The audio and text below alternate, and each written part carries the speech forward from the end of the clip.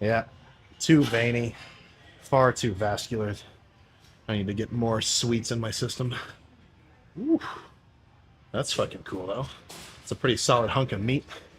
I mean, look, don't take this in a weird way, but if you were to cut off my fucking quad and hamstring together, how long would that feed a family of four? A week? A few days? I guess it depends on the family. You know, maybe a Japanese family of four would last a month, and an American family of four would last maybe a day. Not a self-roast on the USA, but I mean, I can't deny statistics. So, whew, no time for that long of a monologue. We gotta get in the car and get out of here. I got a plane to catch. I feel like abs get neglected for two reasons. For one thing, people kind of get the idea that they're made purely by dieting, and you don't have to train them directly because, like, oh, well, they're only going to be there if I'm super lean. No, your abs are a muscle just like any other. By developing them and building up size, you'll get that separation. I mean, even when I'm like peak bulk, I can still see a little bit of abs poking out. But yeah, so for one thing, there's just kind of a pre sort of almost like a preconditioning of the average lifter's mind to not want to do abs just because, I mean, people say they're made in the kitchen. No, total bullshit. Like any other muscle, I want to train it directly. And not only directly, but I want to train it with weight. If I want to get a big chest, I'm not just going to do 100 fucking push-ups in a row for my chest day. I want to actually, load up a bar with 3 plates, or like do a machine press or pec deck, something with a lot of force behind it and actually contract the muscle that I'm targeting. If you can look at your life, and this goes for fucking everything, and you can sort of think of something or some kind of responsibility or whatever, and you know for a fact, yeah, fuck, I should be doing this, and then you don't do it. I mean, fuck, you're just cheating yourself.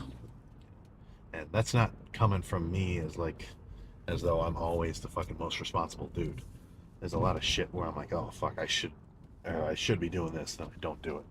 But when it comes to the lifts, since I want as much fucking gains as possible, that's my little let's just call it specialty. That's my fucking specialty. You could yell at me for 2 hours to fucking unload the dishwasher, and I'll do it later. But holy shit. I mean, no one ever has had to tell me to go to the gym. Honestly, the thought of it is almost fucking preposterous. Oh my goodness. I'm glad I can say that and actually fucking mean it. When it comes to the back of my forearms, or the top, or, whatever, I'm talking about like this fancy stuff up here. The, let's just say the exercise selections are scarce, but not for lack of diversity, just for the fact that there's not really a lot of ways to hit them. I mean, you could probably sit here with a Home Depot bucket of rice and just do some flexing and extending. You'd probably get a pretty crazy forearm pump that way. Honestly, yeah, I've done that before. I like the weights, so, and also I don't have that, and I'm not gonna go get one. But 20 pounder, relatively light. I mean, do not feel like you're going light even by grabbing the tens if you've never done these. This back part of your forearm, these muscles here, I mean, they're the same muscles that are opening your fingers, right? You're not necessarily evolved to have a ton of strength in this motion. When you're doing the back of your forearm like this, doing forearm curls, I mean, load up as much fucking weight as possible. But when I'm hitting the back of my forearm, really, I'm just going for enough weight to let me do 20 reps or so and get a really crazy burn, and then just repeat that 5 or 6 times. When it comes to vacuums, so that's the ability for you to like stand here, blow all the air out of your stomach,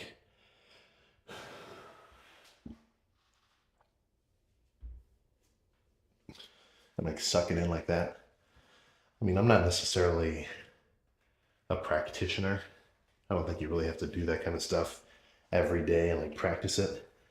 But I guess you should do it enough to reach a point of like just general proficiency, because every time you do a front lat spread, I mean, being able to do a cool vacuum is just gonna make your waist look smaller, and then your upper body look way bigger. But this is just a short one. So I'm not so concerned with the weight on this movement. You know, if I wanted to do a movement where I really moved a lot of weight around, I'd jump onto dips or just go back to push downs. What I want to get out of this set here is just a crazy burn. And the part of the rep that's gonna give me that feeling is when I've got my arms completely straightened. So my triceps are physically, in terms of the movement path of the arm, as flexed as they can get, but I can still flex even harder. You know, you can do a dumbbell curl or you can do a leg extension and get to the top of the range of motion that you have. Like leg extensions, you straighten your leg all the way out. Or a dumbbell curl, you curl up to here. But just because it's up here doesn't mean the rep is totally done. You can still get an extra bit of squeeze, which will do you good.